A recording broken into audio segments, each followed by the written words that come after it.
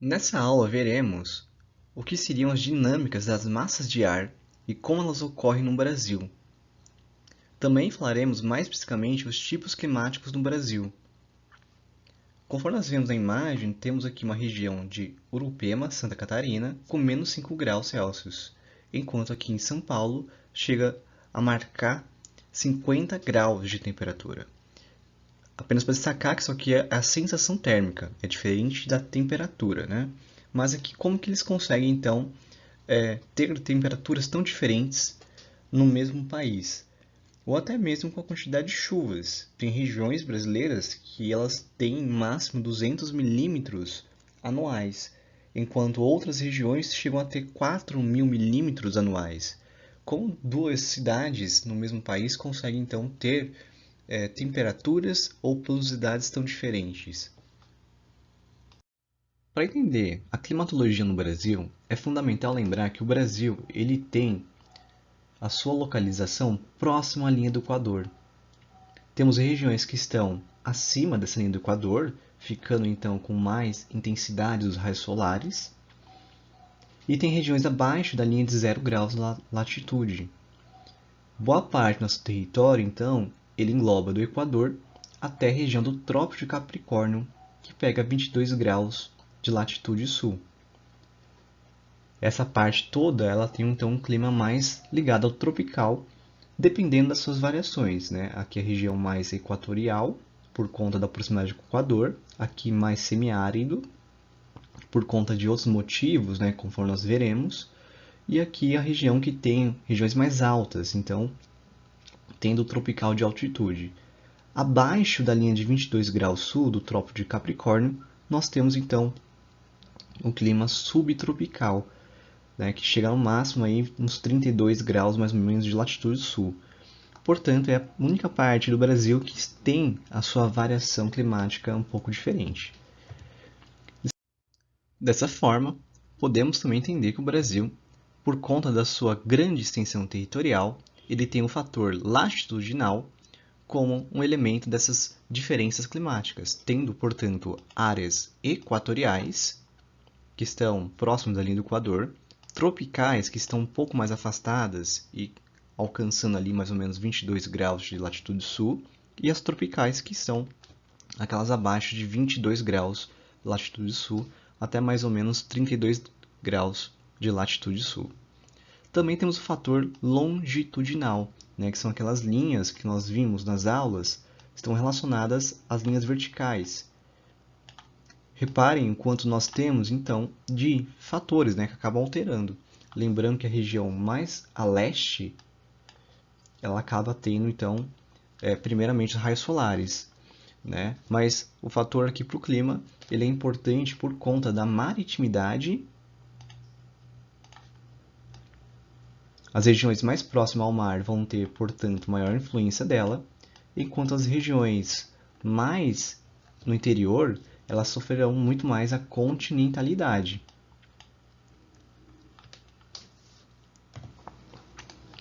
Outro fator importante são os relevos aplainados, né, e com elevações litorâneas, ou seja, relevos mais planos, como chapadas, planaltos, e também as elevações que temos nas serras do mar, por exemplo.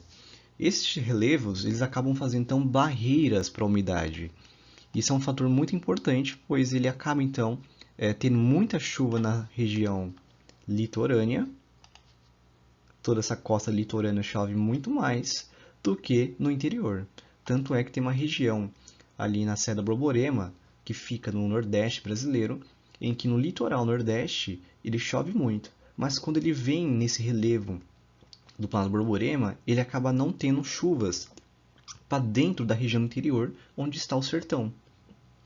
Nós falaremos dela também em sala de aula. E aí, de uma forma bem resumida, as variações de fatores climáticos no Brasil se dão através da altitude, da continentalidade e maritimidade e as dinâmicas de massa de ar. Lembrando que esse assunto nós não vimos ainda e deixei exclusivamente para essa aula, afinal ele é o mais importante para o Brasil. Bom, começando então sobre as massas de ar. O que seria uma massa de ar? Elas são porções de ar da atmosfera que possuem características particulares de temperatura, pressão e umidade. Elas podem se subdividir em duas partes: quente, sendo ela muitas vezes ligada à continentalidade, ou fria, sendo muitas vezes ligada à marítima. Isso em relação à temperatura. Em relação à umidade, por exemplo, ela pode ser seca ou úmida, essa quente, ou a fria também pode ser seca ou úmida, né, dependendo de vários fatores. Lembrando que muitas correntes marítimas frias, elas acabam tendo chuva no oceano. Quando chega no continente, elas vêm seca. Então, nesse sentido, ela acaba não permitindo chuva nas regiões continentais e são aquelas origens desérticas. Bom, esse esqueminha é importante para que vocês consigam visualizar, então, um resumo sobre as massas de ar. Praticamente essa é a explicação. E à medida que uma massa de ar se desloca, ela perderá então suas características iniciais e começará então a absorver as características de outra massa de ar que será predominante. Então há uma disputa, na climatologia, nas dinâmicas, nos fatores, para que essas massas de ar então acabem então avançando ou recuando ou se perdendo no meio desse deslocamento. E no encontro entre duas massas de ar opostas, uma quente ou fria, por exemplo, ocorre as chamadas frentes, podendo ser uma frente quente ou uma frente fria.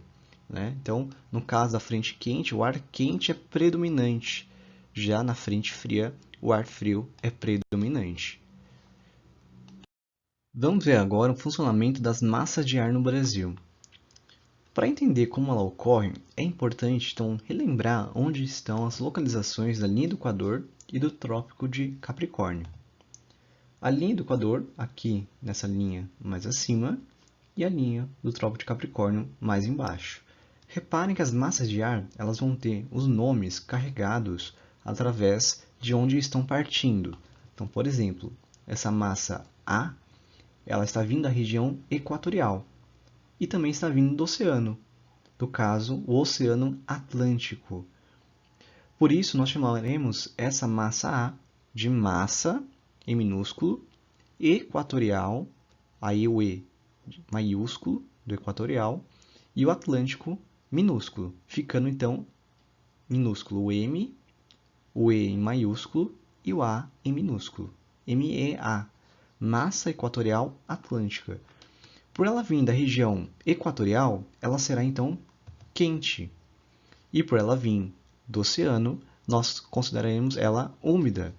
Viu? É bem fácil, é só observar então a localização dessas massas e saberemos os nomes. Então, portanto, o A equatorial e atlântica, já o B será equatorial e continental, o C será massa tropical, pois está próximo dos trópicos, e atlântica, enquanto o D, que está próximo da região tropical, ela também se chamará massa tropical. Só que como ela está dentro do continente, será continental. E o E será a nossa massa polar atlântica.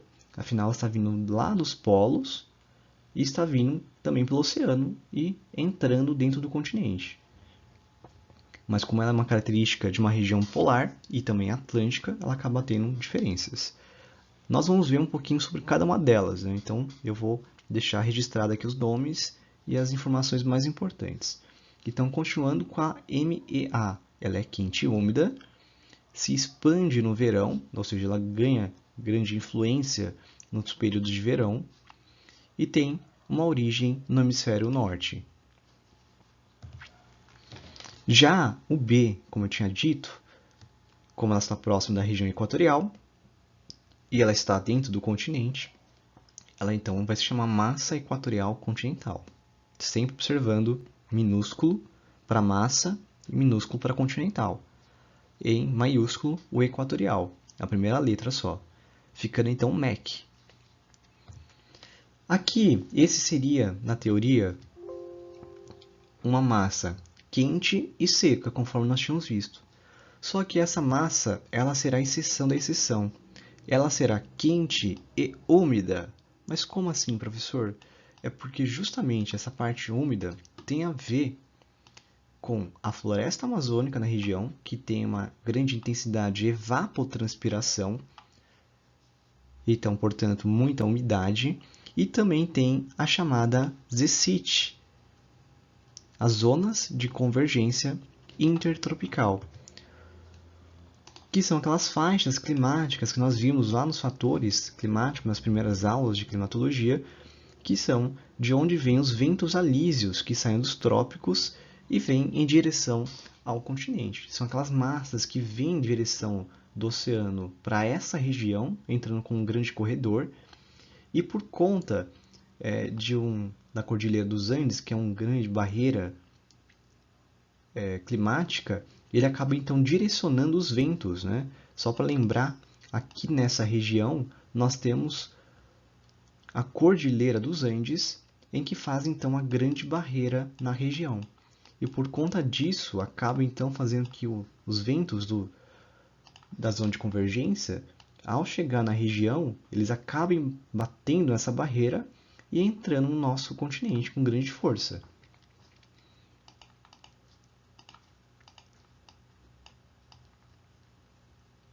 Vou apagar essa parte. Enfim, essa zona de convergência intertropical, ela é responsável por uma grande umidade na região. E por isso a massa equatorial continental é a nossa única exceção daquela regrinha. Que pela regrinha que nós tínhamos visto, ela seria então uma massa quente e seca, por ser continental, né, e vindo do Equador. Mas como a região da Amazônia tem essas particularidades, como a floresta amazônica, com a grande evapotranspiração, e por conta da zona de convergência intertropical, ela acaba tendo então a característica de ser quente e úmida. E ela atua principalmente na região norte do Brasil, podendo expandir-se até as regiões centro-oeste, nordeste e nos estados de Minas Gerais. Dando sequência então às massas de ar, nós temos aqui a C, que ela vem próxima à região dos trópicos. E também ela vem na região do Oceano Pacífico. Dessa forma, então, nós temos o nome de massa tropical atlântica. Por vir do trópico, ela vai ser quente. E por vir da área oceânica, ela será úmida. Ela atua no nosso litoral brasileiro. E nessa região nós temos então o chamado clima tropical litorâneo. Se lembrarmos da classificação de Straher, que eu vou abordar também hoje, ele acaba mencionando que as regiões litorâneas do Brasil acabam tendo aquele clima tropical atlântico, que é o equivalente a esse tropical litorâneo também, embora muitos mudam de nome, né? Dependendo da região. No verão, ocorre as chamadas chuvas convectivas e as chuvas orográficas, né? Lembrando que essa chuva de relevo, essas orográficas, enquanto as convectivas são aquelas que têm uma grande variação de frentes frias e quentes, provocando chuvas de convecção, né? Aquelas chuvas mais intensas. E no inverno, há chuvas frontais, né? Que são um encontro entre frentes de um menor volume, e quando uma frente se encontra, já ocorre então o processo de chuva. A de convecção, lembrando que ela tem aquele processo de uma grande barreira de uma frente fria e uma frente quente, em que faz com que geralmente a frente quente suba e aí provoque chuvas mais intensas. As frontais são mais rápidas.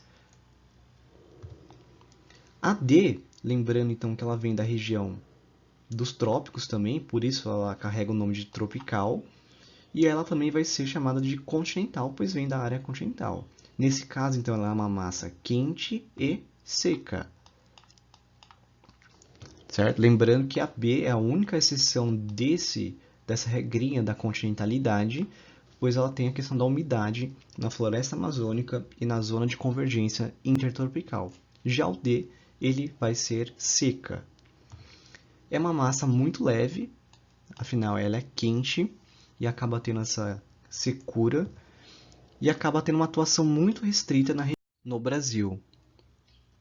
Dando continuidade, nós temos aqui a E, que é a massa polar atlântica.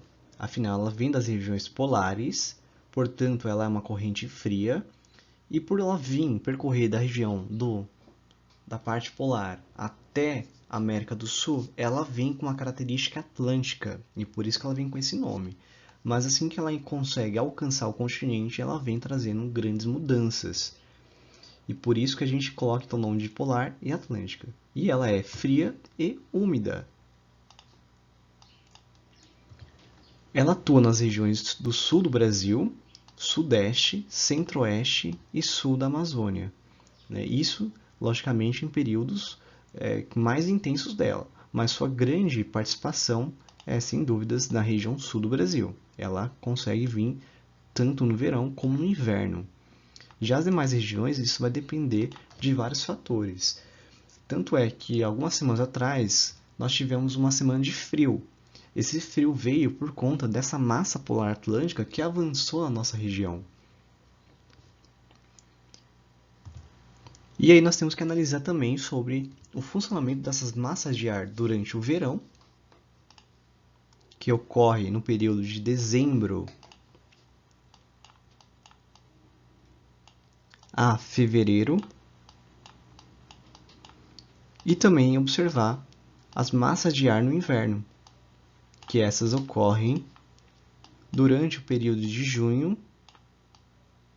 a agosto. Para entendermos como funciona, então, temos que lembrar, observando aqui a região sul-americana, e que a massa mais predominante que teremos será a MEC. Lembrando que essa massa ela vai ter uma característica de uma massa quente e aqui o círculo ao redor dela será de uma massa úmida. Lembrando, por conta da floresta amazônica e a grande intensidade de evapotranspiração e por conta das zonas de convergência intertropical que carregam umidade. Repare então até onde ela alcança esse MEC. Também temos o MEA, a Massa Equatorial Atlântica, que vem percorrendo principalmente aqui no litoral nordestino e da região norte também. O MTA, a Massa Tropical Atlântica, ela fica restrita então às regiões do litoral, mas também avança no exterior de São Paulo e interior do centro-oeste. Também temos a massa tropical continental, que essa massa em contato com as outras úmidas provoca então chuvas rápidas na região. E a massa polar atlântica, ela ainda tem uma influência mais presente na região sul do Brasil. De certa forma, esse é o resumo que nós podemos entender.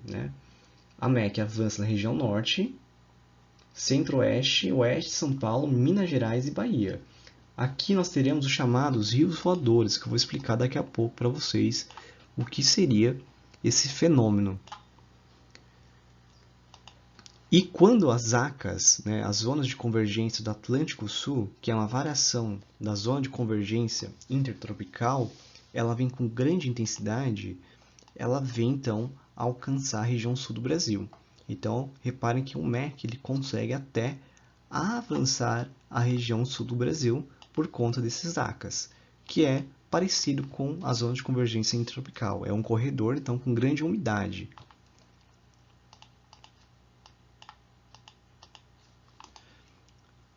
A massa equatorial atlântica, ela então fica restrita ao litoral nordeste, o MTA fica na região sul e sudeste, o MTC ele fica na região centro-oeste, tendo, portanto, como consequência o aumento da temperatura no Mato Grosso, e quando vem ao sul do Brasil, ela traz estiagem, ou seja, ela traz a seca na região, por conta dessa massa seca.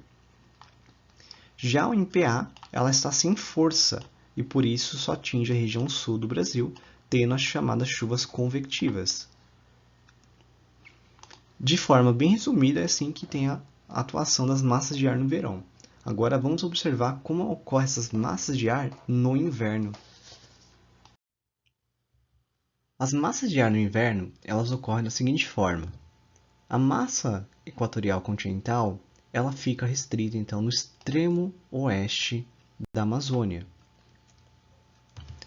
Já a massa equatorial atlântica, ela traz calor e umidade no litoral do Nordeste e do Norte. A massa tropical atlântica, ela vai alcançar a região norte do Brasil e na região sudeste, centro-oeste e nordeste. Já a massa tropical continental é a que vai perder a força. Lembrando que no verão quem perde força é a massa polar atlântica. Com a massa tropical continental perdendo força, ela só vai ter um aumento da temperatura e tendo o período também de estiagem. Esse período de estiagem então, é a seca durante o inverno. Portanto, quando ela está com mais intensidade na nossa região, São Paulo, ela vem então com essa estiagem durante o período de inverno, por conta de ser uma massa quente e seca. E em algumas ocasiões a gente tem o chamado veranico, né, que seria uma espécie de um verão bem fraco no nosso inverno.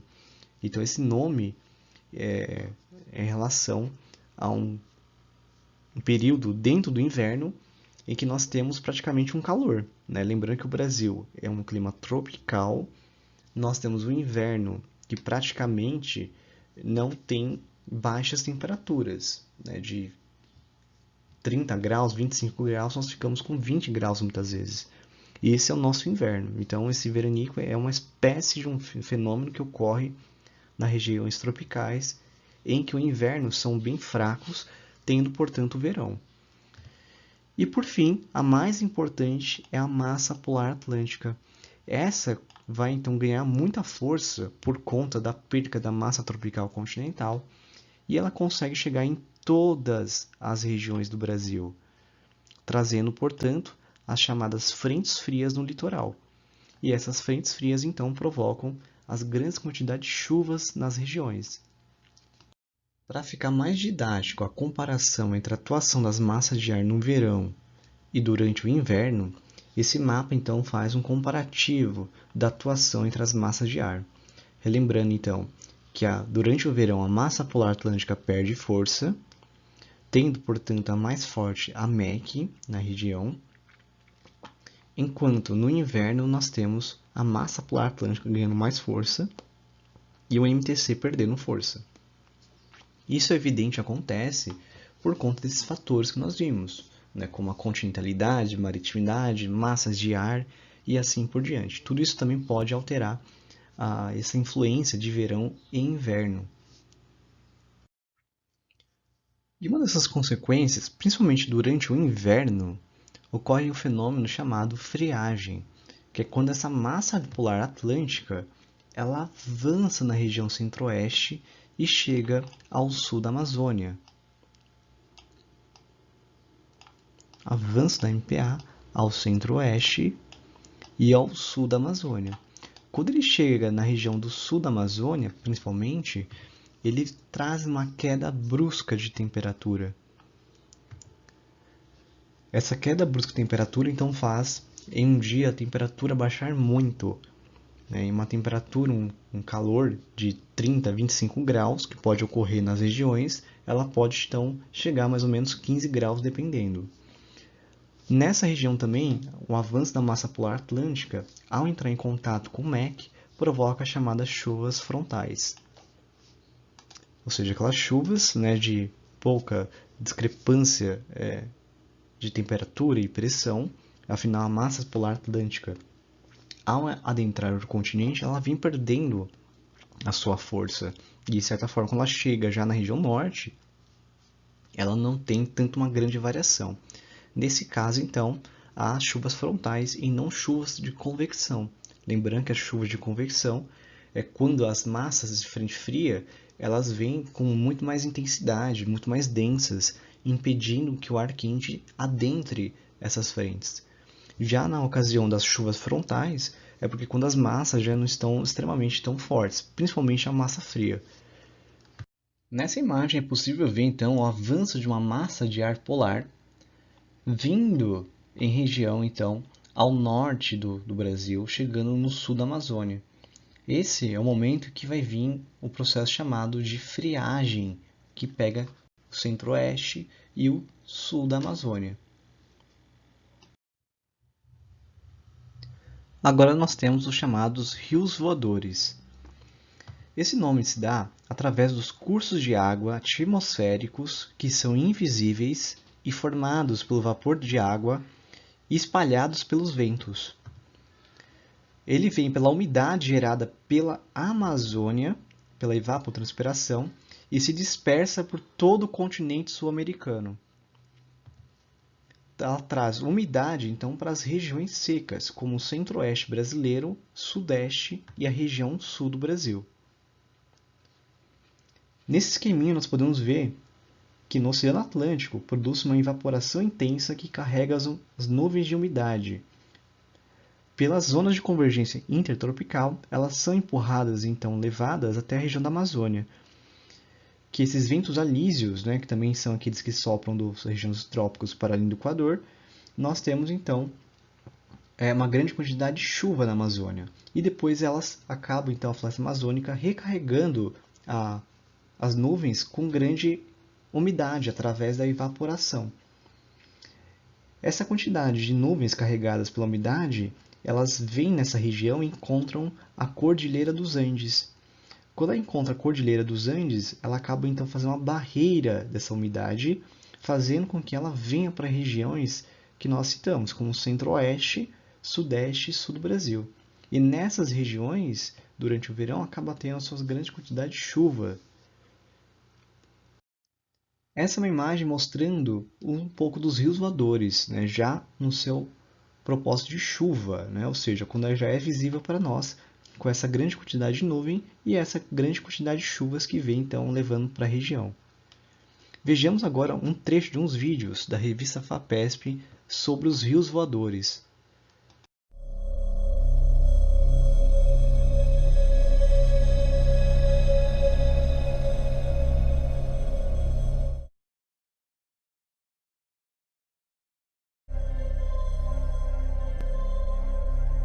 Se você olhar no mapa mundi, você vai ver que latitudes médias são regiões onde estão alinhados os desertos da Terra. Na África tem o Namíbia Kalahari, do outro lado dos Andes tem o Atacama, tem o deserto da Austrália. No hemisfério norte tem o Saara e o Sonoma lá no México. E não é por acaso que esses desertos estão alinhados ali. Existe uma circulação chamada circulação de Hadley. Ventos sobem na região equatorial porque tem mais energia lá. E lá eles perdem umidade. Por isso que estão as florestas todas lá. Esse vento que subiu progride para a latitude média. E aí onde ele desce é um vento seco, ele rouba a umidade da superfície. Então uma região, naturalmente, a tendência dela é de aridez.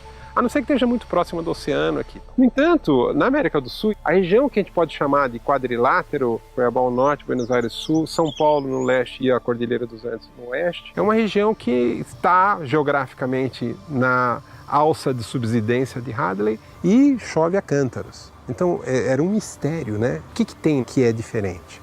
Temos essa grande floresta. E o que tem lá? Tem um super irrigador da atmosfera. O que a Amazônia tem que é tão importante? Como que uma floresta pode manipular o clima? Como é possível que uma área que está a 3.000 quilômetros do oceano receba umidade do oceano? O oceano é a fonte primordial de toda a água. O vento leva essa umidade para dentro do continente. Conforme ele vai entrando no continente, vai chovendo e o ar vai ficando mais seco. Se não tivesse algum mecanismo para manter o ar úmido, esse ar lá dentro do continente ia ficar totalmente seco. O que tem na Amazônia que é diferente?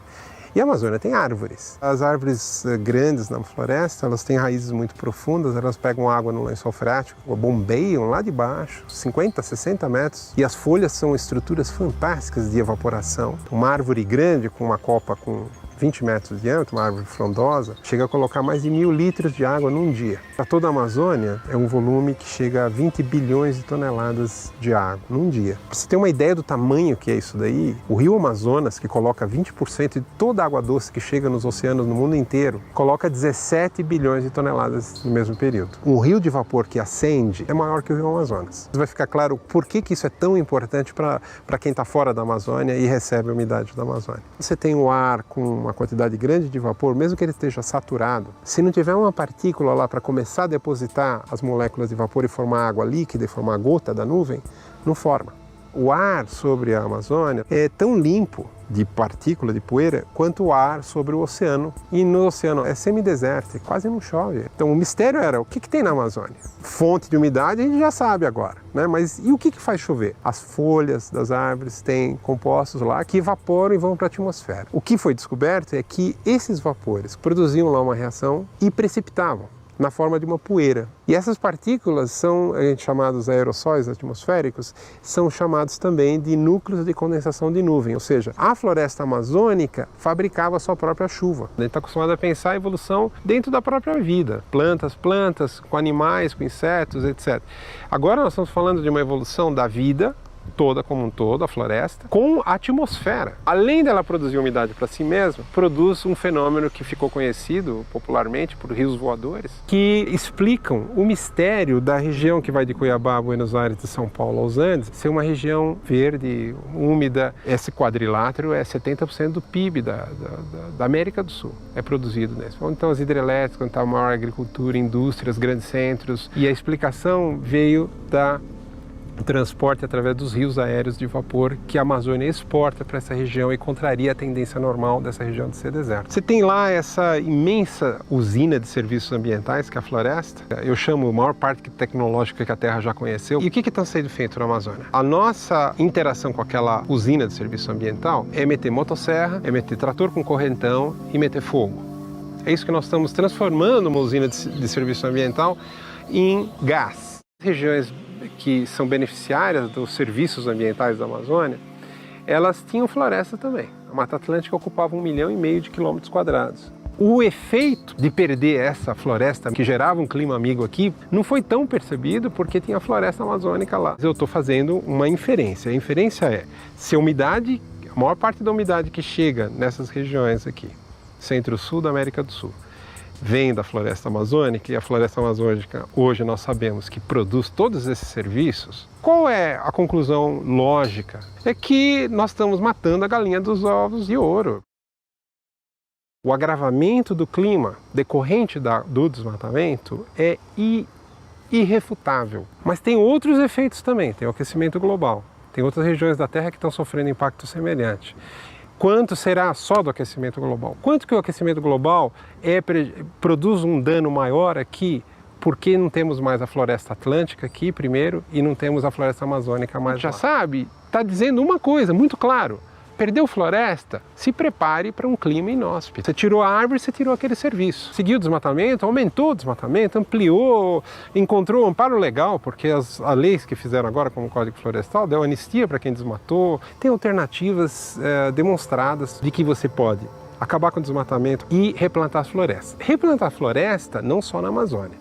A gente viu que a floresta tem um papel muito grande, então para que ninguém no estado de São Paulo use esse argumento e falar o problema não é meu, o problema é da Amazônia porque estão desmatando lá. O problema é de São Paulo, sim. Não tem por que um morro pelado que não produz nada para a pecuária, como a gente vê em São Paulo por todo canto, não ser replantado e ter uma floresta nascendo ali. Só que replantio de floresta significa que a gente levou 40 anos destruindo, no caso da Amazônia, levou séculos destruindo a Mata Atlântica, porque era no machado, não tinha motosserra, mas a gente vai precisar ter paciência para reconstruir. Uma árvore demora décadas para produzir esses efeitos todos, né? Mas um dia a gente precisa começar. Um outro fenômeno muito importante é a chamada zona de convergência do Atlântico Sul. Ela ocorre geralmente entre a primavera e o verão, e é uma faixa de nebulosidade formada nas regiões da Amazônia, Centro-Oeste, Sudeste e chega até o Oceano Atlântico. Essa faixa que converge, ela vem com grande umidade, tendo, portanto, nessas regiões fortes chuvas que podem causar enchentes, principalmente, como na imagem indica, uma alta pressão aqui, como na alta da Bolívia, e que traz uma frente mais fria, vem empurrando ela, fazendo então que essa zona de convergência fique mais intensa nessa região. Dessa forma, pode ocorrer, portanto, grandes quantidades de chuvas causando muitas enchentes. Geralmente, para chamarmos ela tem que ser mais ou menos 3 dias de intensidade dessa zona de convergência. Portanto, lembre-se que essa nebulosidade significa muita umidade. Lembrando que, comparando os ACAS com os rios voadores, eles são bem parecidos. A diferença é a forma da intensidade quando ocorre, sendo que essa zona de convergência ela também vem pelo mesmo propósito dos rios voadores, só que ela vem, portanto, sendo mais intensa por conta dessa convergência que nós teremos, desse encontro de umidade, essa faixa de nebulosidade. E aqui nós temos uma imagem por satélite mostrando alguns dias da semana em que vem ocorrendo então essa concentração. À medida que a gente vem vendo essa faixa mais intensa, como veio agora, é as ACAS. Agora está mostrando se formar. De novo, voltando à imagem, reparem só, ela se tornando mais intensa. Agora se tornou intensa. Olha só, bem formada a zona de convergência. Mais uma vez, ela está se formando agora. Agora, quando ficar mais estreito essa parte, agora sim formou a convergência, olha só. E relembrando, nós já vimos a classificação climática mundial. E agora nós veremos a classificação climática brasileira. Nós abordamos a classificação climática de Peter Köppen, que ele tem escrita com 3 letras, sendo a primeira letra maiúscula e sendo de 5 climas gerais, a segunda letra que mostra o regime da pluviosidade e a terceira letra, como nesse BCH, o H ele indica a temperatura. É fundamental relembrar que nem sempre usaremos então essas expressões, como AF, AM, BCH, nós já temos uma nomeação para esses tipos de clima. A segunda classificação que nós vimos, e eu comentei na aula passada, é que bem nessa parte litorânea nós temos o que, segundo Arthur Strahler, pela atuação das massas de ar, temos um clima tropical atlântico. Por que esse clima tropical atlântico? É por conta dessa grande influência dessas massas de ar, em que elas vão vir nessas regiões mais litorâneas, causando muita chuva. Portanto, para Strahler, há uma diferença entre o tropical atlântico e o tropical de altitude. Embora muitas regiões litorâneas ainda tenham, nas serras do mar, por exemplo, já essa característica da altitude como fator. Mas aqui ele leva em conta então a maritimidade. Ele é uma variação, uma definição diferente. E nos vestibulares podem cair qualquer tipo de classificação, seja do Köppen, seja do Strahler, ou seja da Lísia Bernardes, que é essa que mais cai no vestibular, tendo aqui o equatorial, essa área verde, amarelo, a área tropical, o vermelho, a área do semiárido, essa área roxa, tropical de altitude, e essa cor mais bege, subtropical. Vejamos agora as características de cada um desses climas segundo a Lísia Bernardes, que é o que mais cai. Temos aqui o equatorial, ou também chamado por muitos, como Köppen, de tropical superúmido. Ela atinge a região da Amazônia, ela é muito quente e muito úmido, isso é um fator muito importante lembrar. Ela tem uma baixa amplitude térmica, e isso está relacionado à sua presença próxima à linha do Equador, e por isso ela acaba tendo, portanto, essa baixa amplitude térmica, que nos climogramas, lembrando que é muito importante ela para identificação, reparem a temperatura, reparem que aqui, durante o período de verão, janeiro, dezembro, a temperatura chega a ter mais ou menos 25 graus, 26 graus. A amplitude térmica é de 1 grau. Lembrando que a amplitude térmica é a diferença entre a máxima e a mínima. Então, a máxima é 26 e a mínima é 25, chegando quase a 24. Então, ou seja, 2 graus mais ou menos de amplitude térmica. Essa amplitude, então, é baixa, é pouca. Ela indica que está mais próxima da linha do Equador, pois ela tem mais intensidades raios solares. Quanto mais afastada da linha do Equador, maior será essa amplitude térmica. É só olhar o clima subtropical. Mas, enfim, ela tem essa baixa amplitude térmica, E tem áreas de chuvas convectivas, causadas aí por conta de uma massa de ar polar. Quando avança, vem com grande intensidade na região, né? Lembrando que ela pode vir com essas zonas de convergência e assim por diante também. E ela tem principalmente a convergência dos ventos alísios, né? Que são aqueles ventos que trazem muita umidade. Então, quando observarmos climogramas, reparem a quantidade, né, de chuva que nós temos no períodos aqui das regiões da Amazônia e do Acre, que é uma grande intensidade de chuva. Reparem que em janeiro tem aqui mais de 300 milímetros. Aqui nessa região chove ainda mais em maio, que chega a 350 milímetros. Tendo o total, lembrando que esses números indicados aqui indicam um total de chuva no ano. Essa região do Acre ainda tem algum motivo que fez ainda chover pouco no período ainda de junho e julho. Só que essa baixa amplitude térmica mostra bem como é uma região ainda equatorial. Né? Repare então que os climas equatoriais eles têm suas diferenças. Né? É bem complicado as características de climograma. E lembre que um climograma é uma representação gráfica do clima. E às vezes ele pode ser feito anualmente, ou seja, por um ano, ou ele pode ser feito por vários anos, por 5, 10, 15, 20, 30 anos. E cada climograma ele pode ter uma representação diferente, dependendo desse intervalo de tempo que foi utilizado para o climograma. Temos agora o tropical típico, ou seja, o tropical comum, o tropical que temos em boa parte do Brasil. Lembrar que o tropical é um clima que tem as duas estações do ano bem definidas, um verão quente e chuvoso, e um período de inverno em que teremos uma estiagem. E lembre-se que nosso inverno ele é bem fraco, ele não chega a ter temperaturas muito baixas, de 10 graus. É um inverno de 20 graus mais ou menos. Geralmente a estiagem é causada tanto pela massa polar atlântica, como também pela massa tropical continental.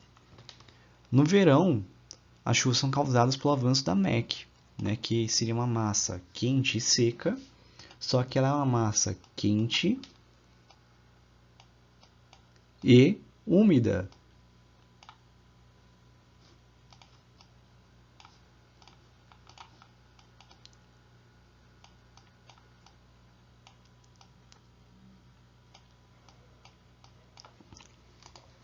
E conforme nós vemos aqui no climograma, temos aqui de Cuiabá, lembrando que esse AW é aquelas siglas do Köppen, né, que esse A de quente e úmido, e o W de chuva de verão. Nós temos aqui no verão temperatura máxima de 24 graus e no inverno nós temos temperatura de 20 graus. Nós temos uma amplitude térmica então de 24 menos 20, 4 graus. Então é uma amplitude térmica maior do que a região equatorial. E reparem como as chuvas são concentradas aqui no verão, né, que pega dezembro e janeiro e fevereiro. Então essa chuva é intensa nesse período. Já no período do inverno, nós temos então a estiagem, que está mostrada nessa parte aqui, na quantidade de chuva. Temos uma variação do tropical, chamado tropical de altitude. Por isso é fundamental entender que isso pode variar então de uma cidade para outra, a quanta altitude ela pode ser alterada. Temos também nessa ocasião que lembrar que as médias térmicas serão mais baixas do que no tropical típico. Afinal, quanto maior a altitude, menor a temperatura. Dessa forma, as regiões mais altas elas terão então menor temperatura. Conforme nós vemos nesse climograma, vemos que a temperatura máxima durante o verão ela chega a 23 graus, na verdade na primavera, né, que ocorre em setembro. No verão chega a 22. Repare em janeiro que 22 graus também. Só que reparem que depois no inverno a temperatura é bem menor ainda, chegando aí a 18 graus. Dessa forma, então, quando comparado esse tropical de altitude com o tropical típico, em que no verão ele tem temperaturas de 24, 25 graus e no inverno temperaturas de 20 graus contra 18, comparem que aqui nesse tropical de altitude são baixas médias térmicas. E regiões como, por exemplo, Louisiana, Goiás, São Bernardo do Campo, por exemplo, são regiões bem características desse tropical de altitude. Uma outra variação do tropical é esse tropical litorâneo, ou também chamado de tropical atlântico, conforme a definição do Straher. Esse tropical indica, então, que ele é quente e úmido por conta dessa vinda das massas de ar que vem com umidade na região. No verão, ela ocorre muitas chuvas convectivas e orográficas, lembrando que orográfico tem a ver com chuvas de relevo, porque justamente no litoral brasileiro nós temos muitas regiões de serras, né? Ou seja, regiões mais elevadas do que as áreas de planície. E por conta disso, essas regiões acabam tendo então uma grande quantidade de chuvas. De convectivas, lembre-se que tem relação então com a convecção. É quando o ar quente ele vai subir por conta de uma massa de ar fria que faz a barreira, fazendo que esse ar quente suba e seja bem ascendente, provocando então as chuvas de cumulonimbus, que provocam grande quantidade de chuva na região. Já as chuvas frontais são aquelas relacionadas ao encontro mais simples das massas de ar fria com a massa de ar quente. Aqui a intensidade dessas massas não são tão discrepantes, provocando então chuva nessa região do encontro entre elas. E são chuvas rápidas, e geralmente, quando uma frente fria é mais forte, ela pode então trazer frio na região, ela diminui a temperatura. Ou, se ela for uma frente quente mais forte, ela vai trazer então mais uma sensação de temperatura mais quente. Aqui no climograma nós temos a cidade do Rio de Janeiro como exemplo desse tropical atlântico, em que temos uma temperaturas praticamente estilo tropical, quente no verão, e um inverno não tão rigoroso. E aqui nós temos uma grande quantidade de chuva, uma distribuição de chuvas bem ao longo do ano. Não há aquele período de estiagem, não há aquela demarcação de uma concentração de chuvas no verão e uma estiagem no inverno. Reparem que aqui é igual a distribuição, tendo é evidente que em dezembro uma chuva em maior quantidade. Mas reparem que depois essa quantidade de chuvas não acaba tendo então a sua estiagem, como ocorreria no período de junho, julho e agosto.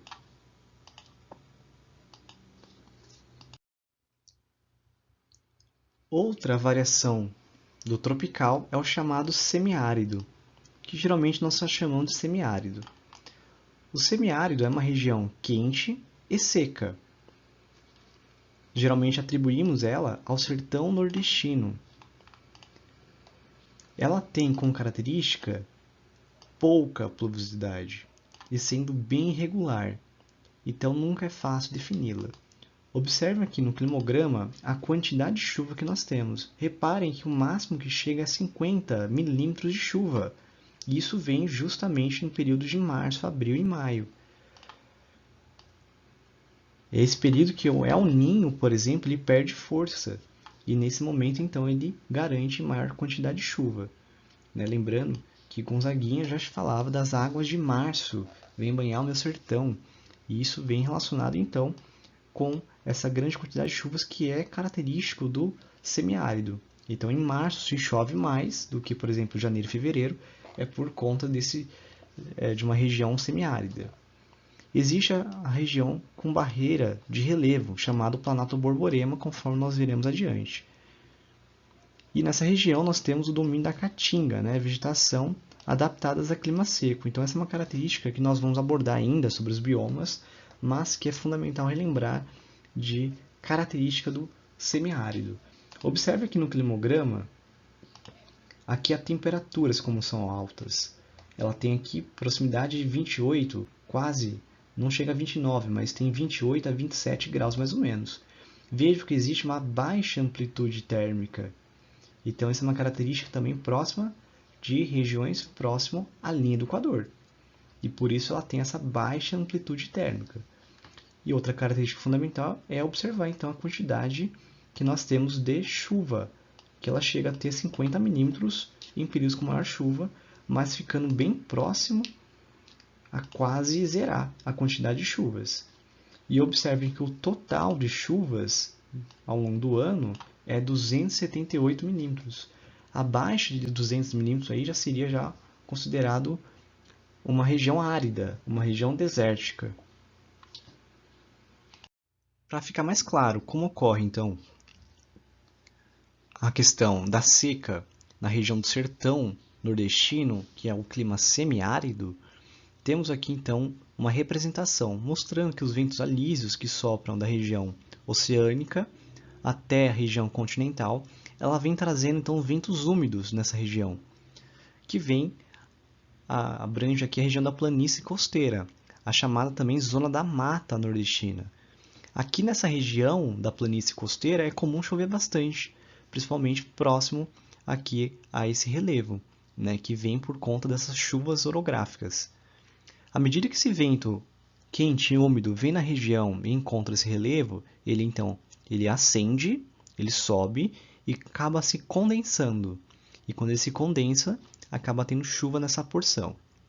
Quando essa nuvem, que era quente e úmida, passa desse Planalto Borborema, nós temos então um vento agora quente e seco.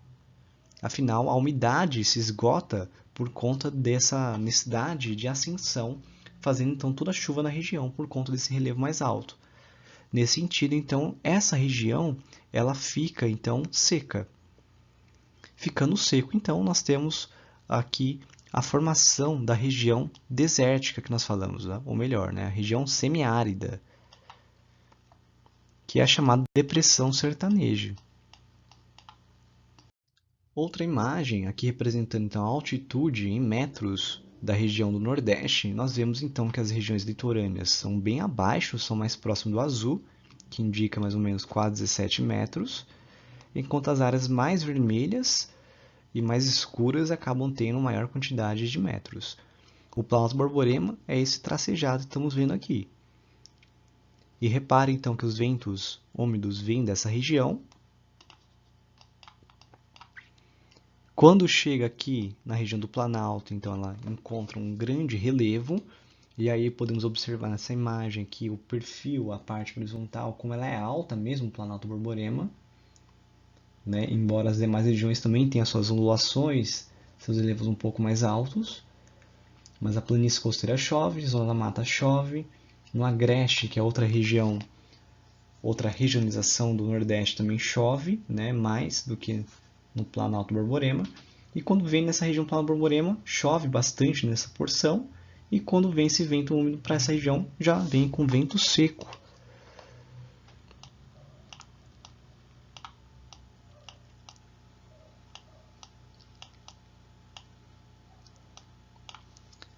Já na porção mais vinda do oceano, ela vem com essa umidade.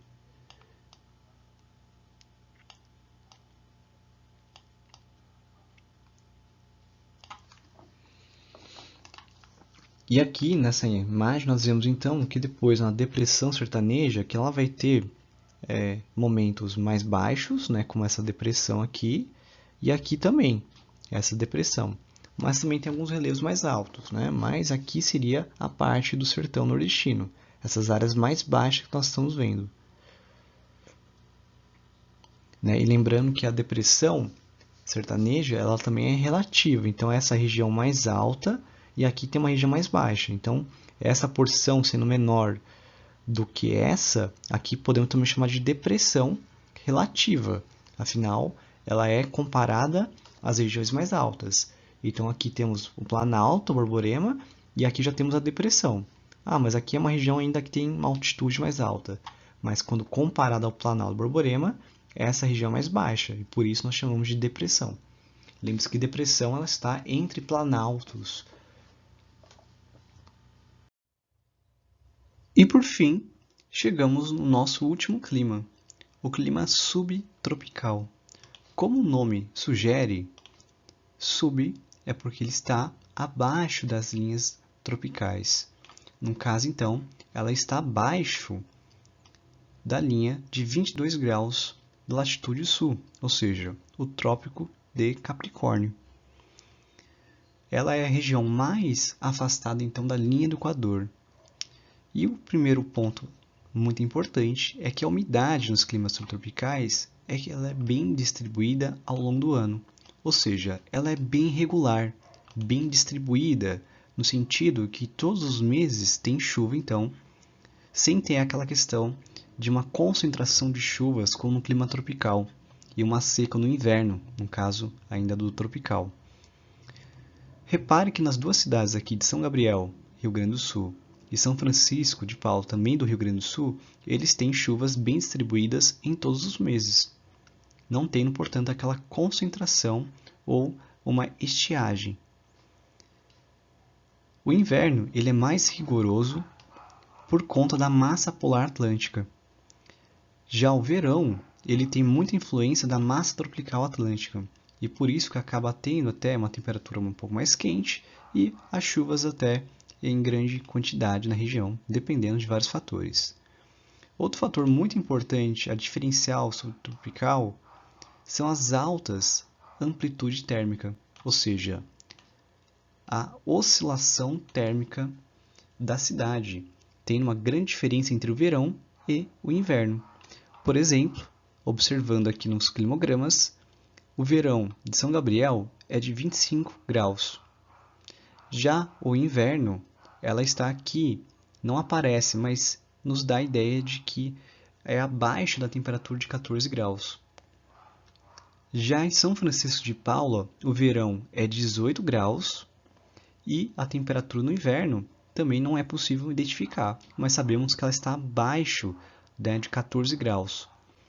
E provavelmente deve ser muito mais rigorosa essa cidade do que São Gabriel. Conforme já explicado antes, o inverno frio e o verão quente é por conta dessas duas influências dessas massas, a polar atlântica e a massa tropical atlântica, que acabam então tendo as suas influências. Lembrando que o caos do inverno frio é a massa polar. Já por conta do verão sendo quente, é por conta da massa tropical atlântica. Então a região mais ao sul do Brasil acaba tendo essas grandes influências. Na Serra Gaúcha, existe a altitude como um fator muito importante para também provocar queda brusca na temperatura. No caso, essa região ela tem 1.300 metros de altitude, né, o seu ponto máximo. E seria uma ideia também da diferença entre as temperaturas das cidades. São Gabriel ela tem 118 metros de altitude, enquanto a cidade de São Francisco de Paula ela tem 889 metros. Então vejo como um contraste da altitude também nas regiões mais sulistas do Brasil acabam tendo então uma grande influência em uma grande queda de temperatura, que provoca então neve e geada. E por fim nós temos aqui um mapa de clima do Brasil com as informações mais importantes que nós temos. E outra curiosidade muito relevante em que as temperaturas oficiais registradas no Brasil entre a máxima e a mínima, nós tivemos um registro em Bom Jesus do Piauí, em 2005, sendo a temperatura mais quente no Brasil, de 44,7 graus Celsius, enquanto a menor temperatura mínima já registrada foi na cidade de Caçador, em Santa Catarina, a menos 14 graus Celsius, e isso ocorreu em 52. Aqui nós temos algumas informações relevantes sobre as regiões onde mais temos variações extremamente relevantes para o vestibular. E temos aqui também os climogramas, que são muito importantes na análise. E repare como existem vários tipos de climogramas, pois eles têm várias formas de representação, né? Então é muito difícil para o vestibulando quando ele não consegue interpretar um climograma. E é fundamental que o vestibulando saiba identificar, afinal nós temos muitas questões vestibulares sobre climogramas, conforme nós veremos. E é fundamental então que vocês busquem observar então as informações que foram colocadas na aula, para que você consiga identificar qual é o clima mais aproximado. E lembrando que pode ter fatores que podem alterar. E isso então pode registrar uma temperatura diferente ao longo do ano ou uma quantidade de chuva também inferior ou maior do que um clima. E é por isso que você precisa tentar caracterizar ao máximo esse climograma para identificá-lo. E aqui nós temos os demais climogramas de cada clima do Brasil. E eu chamo a atenção para vocês do climograma e clima número 5, que é o clima tropical atlântico, em que nós temos duas cidades, Rio de Janeiro e João Pessoa. Esse termo tropical atlântico, então ele é uma variação do tropical. E lembre-se que esse termo ele é cunhado por conta do Arthur Strahler, que vai considerar as dinâmicas de massa de ar. Portanto, podemos pensar que nessas regiões, dependendo, elas podem ter maior quantidade de influências então, de massas equatoriais atlânticas ou massa tropical atlântica e assim por diante. Vai depender da localização. E reparem como João Pessoa e Rio de Janeiro, sendo enquadrados por Strahler como clima tropical atlântico, ele acaba tendo então fatores bem discrepantes, bem diferentes. E justamente é um fator muito importante para entender essas variações do tropical, que nós temos o tropical típico, né, que seria o número 2 do mapinha de vocês e do climograma, e temos aí o tropical de altitude, tropical atlântico, e lembrando que o semiárido também é uma variação do tropical, e o subtropical também é uma variação do tropical. Ou seja, existem várias variações. E nesse caso, então, nós temos aqui João Pessoa com temperaturas altas, mas tendo uma oscilação nos períodos de inverno. Isso numa região mais localizada ao nordeste, mais próximo da linha do Equador. Então, reparem que um fator muito fundamental entender é o fator da queda de temperatura muito alta. Enquanto chega a ter temperaturas a 28 graus mais ou menos, num pico maior que seria essa região, você já tem no período de inverno uma temperatura discrepante em relação ao ano inteiro. Então repare como aqui pode ser uma influência de uma massa polar atlântica, que fez então reduzir essa temperatura. E lembrando que João Pessoa está muito próximo da linha do Equador, então ele tem realmente uma oscilação térmica menor do que muitas regiões. Mas para João Pessoa, que está no litoral, muito próximo da linha do Equador, ele tem uma variação que acaba sendo chamativa. E outro fator muito importante é perceber a quantidade de chuva que tem na região. Reparem, né, a quantidade de chuva que tem, principalmente no inverno. Então isso aqui também é uma influência de uma massa polar atlântica que chega na região. E esse é um fator, então, muito interessante de analisar. E reparem como ficar limitado a uma classificação é bem complicado. Então é importante que vocês saibam diferenciar os tipos de clima e entender quando está mencionado que é um clima tropical atlântico, perceber que pode ser influências de massa de ar. E nesse caso, então, João Pessoa ele é bem diferente dos climas tropicais, como ele seria enquadrado pela Lísia Bernardes. E o Rio de Janeiro, que também seria um tropical típico, um tropical de altitude, dependendo, ele tem aqui um fator muito interessante. As temperaturas, ela também vai ter uma oscilação quando comparado a outras regiões, né? E repare que a quantidade de chuva ao longo do ano, ela é um fator que chama atenção. Repare como ela é bem distribuída ao longo do ano. Ela não tem aquela estiagem como, por exemplo, ocorre aqui em Belo Horizonte. Reparem aqui, ó, olha só a discrepância no verão de chuva e a estiagem que tem aqui no período de inverno. Repare que no período de inverno ela até chove menos, só que ela chove até digamos, a mais do que, por exemplo, chove em outras regiões. Então, isso é um fator muito importante perceber. Aqui, no caso, vou assinalar também amarelo, para que vocês lembrem dessas informações. Então, No tropical atlântico, você pode ter tanto temperaturas com maior oscilação, ou pode ser uma quantidade de chuva maior. E as demais informações nós já tínhamos falado, então não há muito o que se preocupar. E nós encerramos o conteúdo de climatologia. E nós daremos uma sequência sobre os exercícios de climatologia, identificando muitos climogramas. Mas como esse vídeo ficou muito comprido, eu vou então fazer um outro vídeo só explicando esses exercícios.